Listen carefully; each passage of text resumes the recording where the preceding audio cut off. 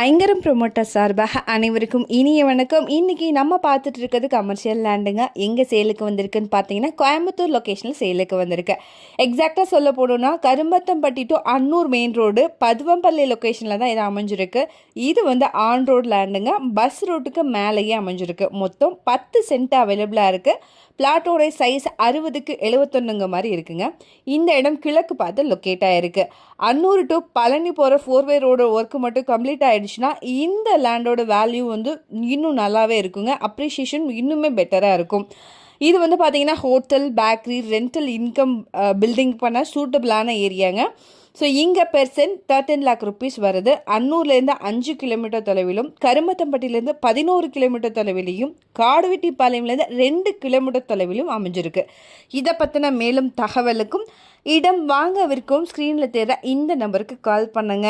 மறக்காமல் நம்ம சேனலையும் சப்ஸ்கிரைப் பண்ணிடுங்க. நன்றி.